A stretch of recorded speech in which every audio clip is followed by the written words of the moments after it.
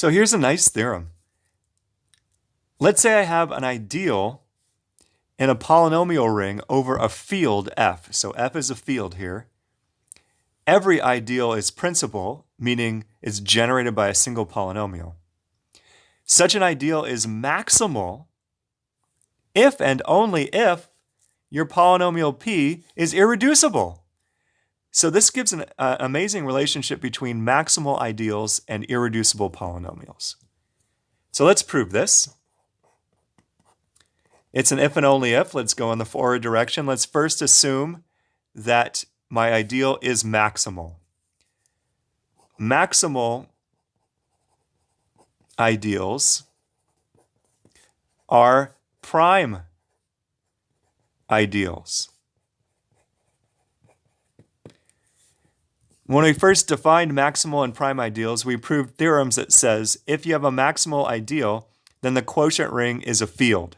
If you have a prime ideal, the quotient ring is an integral domain. Well, every integral domain is also, every field is also an integral domain. So every maximal ideal is also a prime ideal. So my ideal is maximal, therefore it's also prime. So let's say that I can factor P into two other polynomials, g times h, for g and h polynomials with coefficients in my field. Then gh, well, that's equal to p, and p is definitely in the ideal generated by p. So being a prime ideal means that either g or h is in p. So either g is in the ideal generated by p or h is. If you are in the ideal generated by p, then the degree of a polynomial cannot be smaller than the degree of p. So this means either the degree of g is greater than or equal to the degree of p, or the degree of h is bigger than or equal to the degree of p. Again, reasoning. The ideal generated by p is p times another polynomial, possibly. So the degree cannot get smaller, can only possibly get bigger. Well, p is g times h, so that means the degree can't be bigger. The only possibility is the degree of g equals the degree of p, or the degree of h equals the degree of p. And that means my factorization here isn't really a factorization. H or g is going to be a constant.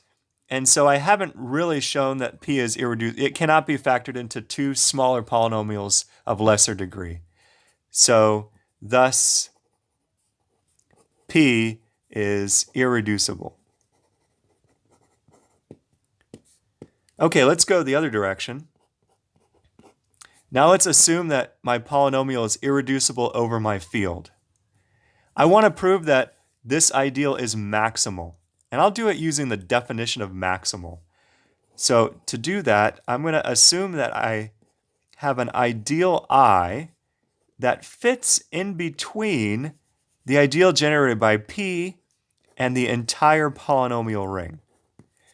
So I want to show that either I is equal to the polynomial ring or I is equal to the ideal generated by p. That's the definition of maximal. If you have an ideal that fits right in between your ideal and the entire ring, then it's got to be one or the other. Now,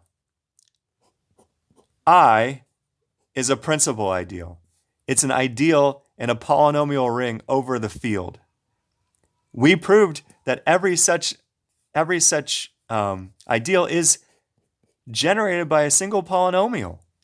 So this is true for some function f.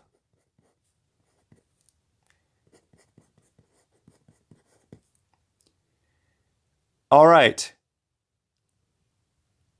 Well, P is in the ideal generated by f. So since P is in the ideal generated by f, P is equal to f times q for some q in the polynomial ring. Now, since P is irreducible,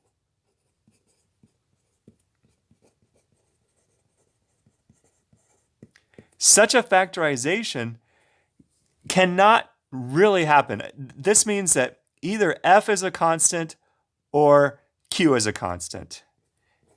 So either f of x is just simply a constant in the field, or q of x is a constant in the field.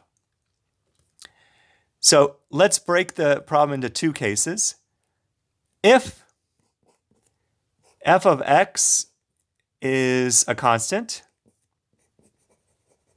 then the ideal I is generated by a constant, meaning I is the entire ring. If q of x is a constant, then the ideal I is just the ideal generated by P. Because if Q is a constant, P is just F times a constant, meaning the ideal is generated by P as well as F. So we did it. We did it. We showed that I is either the principal ideal or the entire polynomial ring. So that's the end of the proof. I will do an example in the next video.